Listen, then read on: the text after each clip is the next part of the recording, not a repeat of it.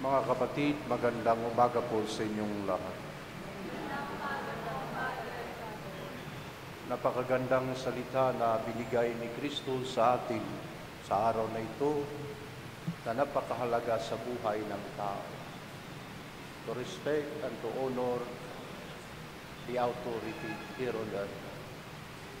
At the same time, to honor God sapagkat to give what is due to Caesar means the government, the one who govern sa buhay ng civil dito sa mundo. At the same time, to give back to God what is due to God means to worship God, to give everything sa ating buhay. Sapagkat ang lahat ng autoridad dito sa mundo ay nagmumula sa Diyos. Kahit tingnan natin kung masama ang paningin natin, ito'y may karunungan sa Diyos na binigay bawat isa sa atin, sapagkat ito ang binigay ng Diyos sa kapanahonan.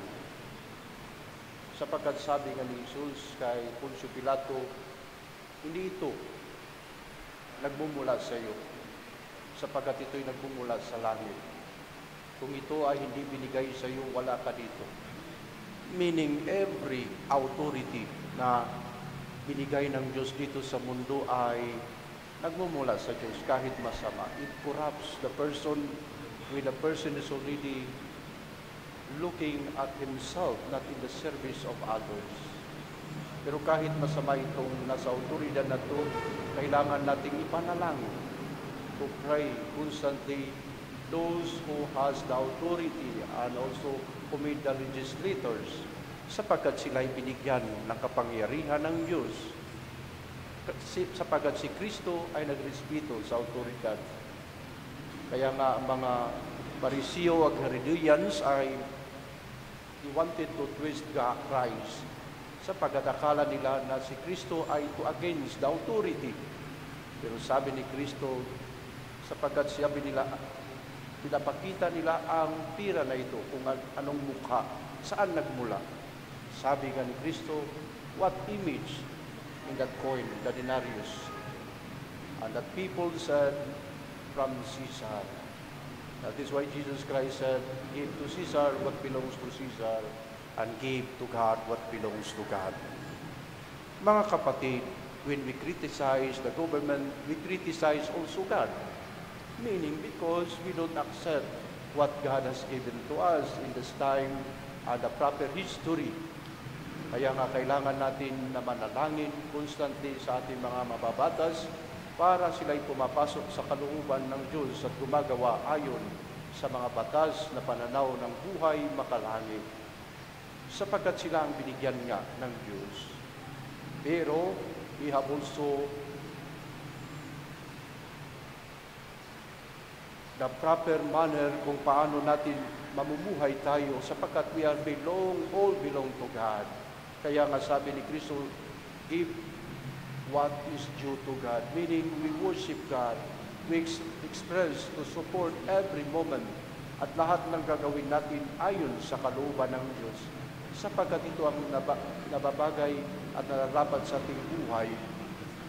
Kaya nga ang tao ay parating half-hearted o ang kanyang buhay ay hindi walang pagbibigay ng kanyang sarili na suporta lahat sa government, at the same time to worship God. Ang kanyang buhay ay hindi totoong umiibig sa lahat ng bigay ng Diyos sa kanya. Kaya mga kapatid, sa salitang ito'y napakaganda sa atin ngayon, magpapaalala sa atin na to respect and to honor with the authority, at the same time to honor God in worshiping God, at the same time na kailangan nating gampanan bilang mga anak ng Diyos. Sapagkat ito nga ang nararapat gawin natin. Kaya mga kapatid, napakaganda itong salita na ito na sabi ni Kristo, give to Caesar what belongs to Caesar. And that is why when we respect the authority, we give properly the tax. We give everything what is due, what is necessary to support, so that the Lord will grant us the blessing. At kapag tayo rin ay parating nanalangin sa Diyos at tayo'y binibigay natin ang ating sarili sa pagbibigay in the service of love because we love God, then everything, there is a fulfillment sa ating buhay. Kaya hindi pwedeng ipaghiwalay ito. Ang dalawa, it is always together. To respect the authority, to obey in the authority, at the same time, to obey with the Lord. Because there is saying in the Psalms and also in the Gospel, obedience is better than sacrifice. Obedience is not only pertains to directly to God, but also to the authority that the Lord has given to us. Kaya nga sabi, obedience is better than sacrifice because when we obey, we understand because everything, there is a wisdom behind that the Lord provide for us. Kaya nga kung ang tao ay parating kritiko, judgmental, parating tumitingin sa pagkakamali, ang kanyang buhay hindi totoong naniwala sa Diyos. Bakit? Sapagkat nawala sa katotohanan, sapagkat ang katotohanan ay ang pagrespeto, pagpunol, at pagbibigay, pagpapahalaga. Sapagkat ito ang sekreto ng mga Kristiyano.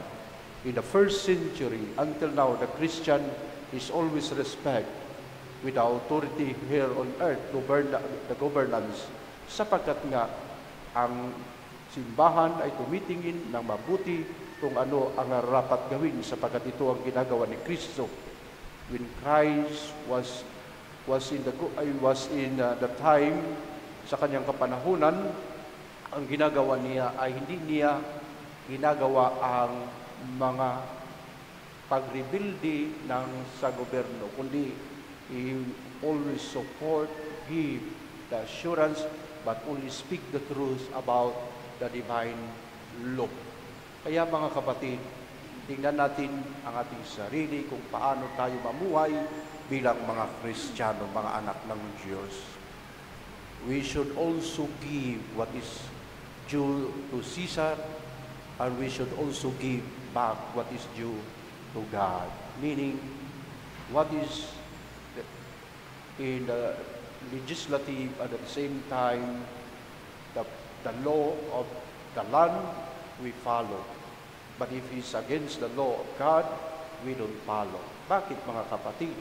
Sapagkat kailangan nating suriin maigi kung ano ang nararapat gawin sa pamagitan ng ating pananampalataya. And that is why ngayong panahon not to support the divorce because it is against the law of the commandments of God. But we respect the legislator and the one who govern here on earth. Amen.